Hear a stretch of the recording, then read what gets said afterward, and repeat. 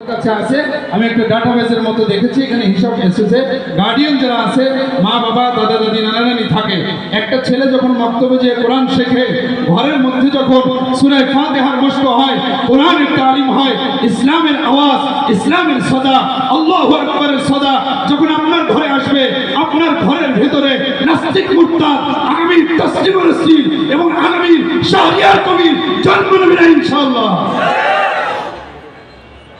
11 নম্বর বিষয়ভিত্তিক বাৎসরিক সেমিনার করার পরিকল্পনা রয়েছে আমাদের, যার মাধ্যমে যুগ উপযোগী ও সময়োচিত বিষয়ের গবেষণারত সমাধান আপনাদের সামনে আসবে ইনশাআল্লাহ। আমরা প্রত্যেক বছর বড় ধরনের একটি গবেষণা ইসলামী এবং রাষ্ট্রীয় সমাজ সবকিছু মিলিয়ে যাতে সুন্দর একটা সহ অবস্থানের সমাধান হয় আমরা আপনাদের হাতে গবেষণা পেপার দেওয়ার জন্য চেষ্টা করবো ইনশাআল্লাহ। সর্বশেষ ওলামা পরিষদের তত্ত্বাবধানে সব মসজিদ ও মাদ্রাসার কমিটির সদস্যদেরকে নিয়ে বাৎসরিক একটি দিনই কর্মশালা করতে চাই। কমিটিতে নাম লেখাইলে অনেকে নাক খুলে কলা গাছের উপরে ওঠে কি ওঠে না। মসজিদ কমিটি আসছেন আপনি খেদমতের নিয়েতে, এর চেয়ে বড় বাহাদুরি আপনার নাই।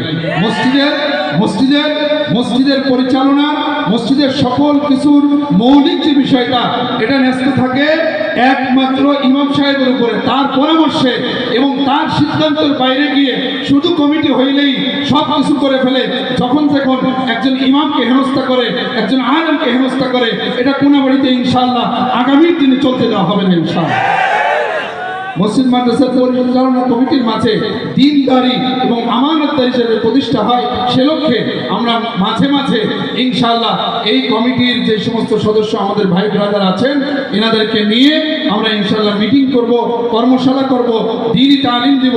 আপনারা সকলে আমাদের এই ওলামা পরিষদের যে পরিকল্পনাগুলো বললাম এগুলো আপনাদের কাছে বাস্তবমুখী মনে হয় কিনা? আপনারা সকলে ওলামা পরিষদের সাথে আছেন তো ইনশাআল্লাহ? তাহলে ইনশাআল্লাহ আগামী দিনে আমরা যদি রাষ্ট্রীয় কোনো ষড়যন্ত্র ইসলামের বিরুদ্ধে হয়, আন্তর্জাতিক কোনো চ্যালেঞ্জ ইসলামের বিরুদ্ধে হয়, যদি দেশীয় কোনো কুলাঙ্গার আবারও ইসলামের বিরুদ্ধে কথা বলে, মানবতার বিরুদ্ধে কথা বলে, রাষ্ট্রীয় সম্পদ লুণ্ঠন করতে চায়, হাসিনার মতো আর একটা দৌড়ানি দেওয়ার জন্য কে রাজি আছে ইনশাআল্লাহ?